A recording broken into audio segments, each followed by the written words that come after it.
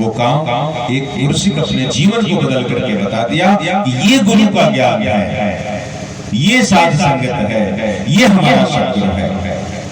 महापुरुषों दास इसीलिए बात कर रहा है,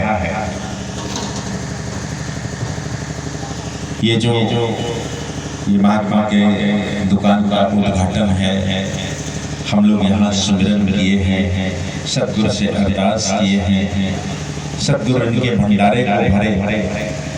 लेकिन साथ संगत जी, यह जो बात आज यहाँ आई है कि ये निरंकारी मिशन के सत्संग से ही यह कार्यक्रम का शुभारंभ होगा, ये मन के अंदर भाव आया। और मन के अंदर भाव आया, क्यों आया? आज ये सद्गुरु का ज्ञान पाए, अब इनको पता है कि हमें वो अविनाशी मिल गया जो सारी दुनिया का कल्याण करता है।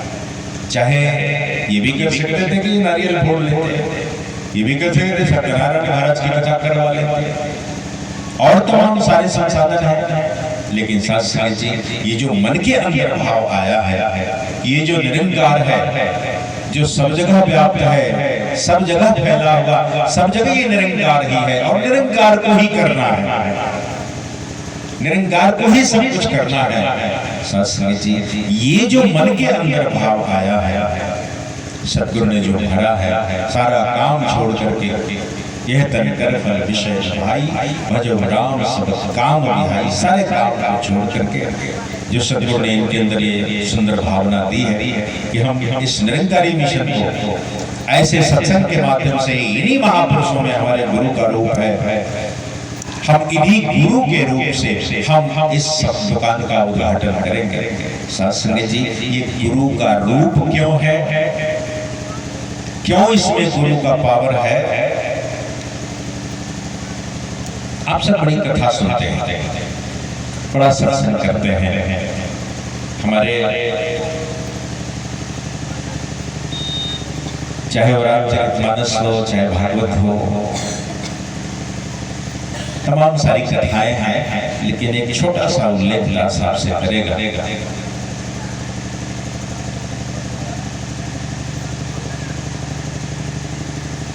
नारद जी प्रहलाद जी के माता जी को सत्संग करा रहा है, इसलिए कि नारद जी को मालूम था उस माता कयाधु के गर्भ में राक्षस नहीं है, राक्षस पुत्र तो था लेकिन राक्षस नहीं है।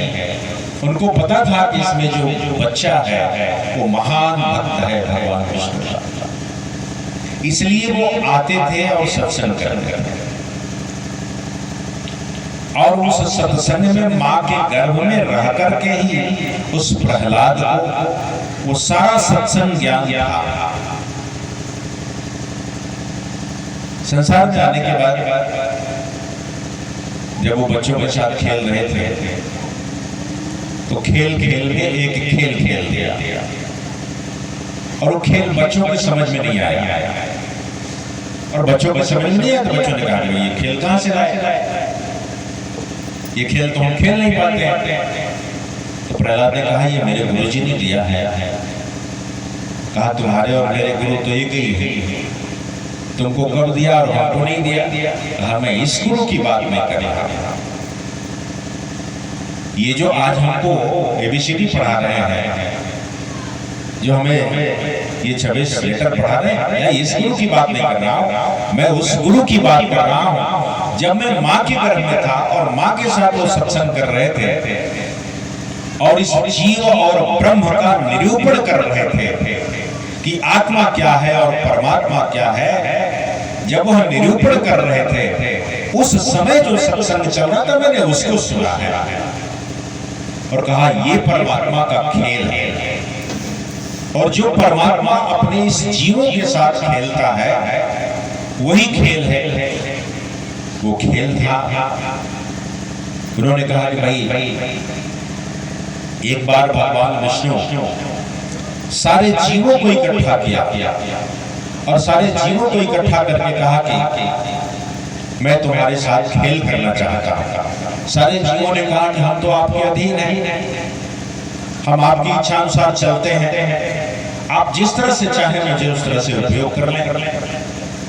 भगवान विष्णु ने कहा कि सारे जीवों को कि देखो मैं तुम्हारे आंख पर पट्टी बांधूंगा, तुम्हारी आंख बंद होगी और आंख पर पट्टी बांध करके तुम्हें हर चीज फ्री कर दूंगा, हर चीज मुहैया कर दूंगा।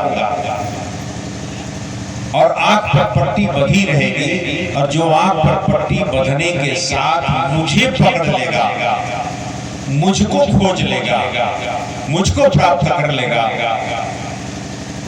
मैं उसको अपने आप में मिला लूंगा। और जो मुझे नहीं खोज पाएगा उसके आंख पर पट्टी बंधी रहेगी और तब तक बंधी रहेगी जब तक मुझे वो नहीं पालेगा। सारे जीवों ने हाँ कर दिया, ठीक है भाई चलो चलो। तो सारे जीवों ने आंख पर पट्टी बंधी है और सब परमात्मा को खोजने लगे। आंख पर पट्टी बंधी है, परमात्मा की खोज कर रहे हैं। वो बोल रहे हैं कि भैया तुम कहाँ? वो बोलता है भैया मैं यहाँ। आवाज सुन करके और उनको पकड़ने जाते हैं। आपने वो खेल देखा है बच्चों का कि आंख में रुमाल से बांध दिया, आंख बंद है, वो पूछता है भैया तुम कहाँ? सारे बच्चे फ्री हैं और जिधर खोजता वो स्थान छोड़ देता, वो नहीं पकड़ पा रहा। सारे जीवों ने भी यही काम किया, आंख पर पट्टी बंधी है और वो खोज रहे हैं परमात्मा कहाँ हो, परमात्मा कहाँ हो। सारी दुनिया खोज रही है, सारी दुनिया भगवान को खोज रही है। कोई काशी जाता है, कोई हरिद्वार जाता है, कोई काबी जाता है, काबा जाता है, कोई मदीना जाता है। शास्त्री जी हमारे हरिभजन भी गाते हैं इस बात कि खोजने के लिए कहाँ कहाँ गया। काशी गया, काबा गया, हरिद्वार गया था, मदीना दर दर में खोजा लेकिन मिला वो कहीं ना, मिला नहीं। उसी तरह से उन लोगों को भी खोजा, खोजते रहे और परमात्मा से भेंट नहीं हुआ। जब भेंट नहीं हुआ तो सारे जीवों ने कहा कि प्रभु ये खेल बड़ा अजीब है, परमात्मा की खोज हम करें कैसे, हम आपको कैसे खोजेंगे, इसका तरीका मुझे नहीं मालूम है। हम आवाज लगा रहे हैं, आपकी आवाज भी आ रही है लेकिन उस आवाज को हम पकड़ नहीं पा रहे हैं। इसके लिए तो एक समझाना होगा आपको। परमात्मा ने कहा कहो कैसे समझा? तो सारे जीवों ने मिलकर के कहा कि अगर इस खेल को मुझे खिलाना चाहते हैं तो प्रभु आपको मेरे जैसा एक साधारण जीव बनना होगा, अपने आप पर पट्टी बांधना होगा और परमात्मा की खोज करके दिखाना पड़ेगा कि ऐसे परमात्मा की खोज करते हैं, तब हम करेंगे। जब सारे जीवों ने कहा तो परमात्मा ने स्वीकार कर लिया, ठीक है भाई चल मैं तेरे जैसा जीव बनूंगा और जीव बन करके मैं भी कहूंगा। अब आपके समझ में आ गया? मैं भी आके कहूंगा कि मैं कौन हूं। गुरुदेव वशिष्ठ के दरवाजे पर जाते हैं और दरवाजा खटखटाते हैं। गुरुदेव भीतर से गुरुदेव बोलते हैं कौन? बाहर से आवाज आती है प्रभु श्री राम की, गुरुदेव मैं यही जानने आया हूं कि मैं कौन हूं। राम कृष्ण सबसे बड़े, तीनों तो गुरु कीन, तीन लोग के ठाकुर गुरु आ गया। फिर वो आए ऐसे जीव बने, साधारण जीव बने, कहीं गाय चराया, कहीं बकरी चराया, क्या क्या नहीं किया इसने। वो सारा काम गाय बकरी भेड़ भैंस सब चराया, जंगल घूमा और गुरु के दर पर गया। और गुरु के दर पर जाने के बाद तब उनको पता चला कि मैं कौन हूं। सत्संग जी अब ये जीव के रूप में जो बैठा है, हम इसको साधारण जीव कैसे माने? ये वही निरंकार है जो जीव बन करके बैठा है। और जब हम इसको साधारण समझना शुरू कर देंगे, सत्संग जी यही मेरी भूल है।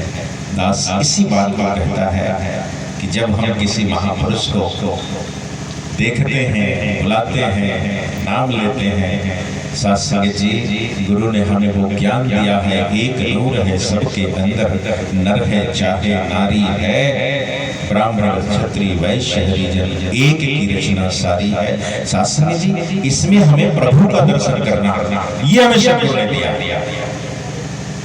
इसलिए साथ संगत जी गुरु की रहमत है, गुरु ने बहुत कृपा किया है कि आपको कम से कम यहाँ तक तो बुला लिया, गुरु के दर पर आप आ गए हैं, गुरु का ज्ञान आपको मिला है। साथ संगत जी दास से जब कहीं गलती होती है ना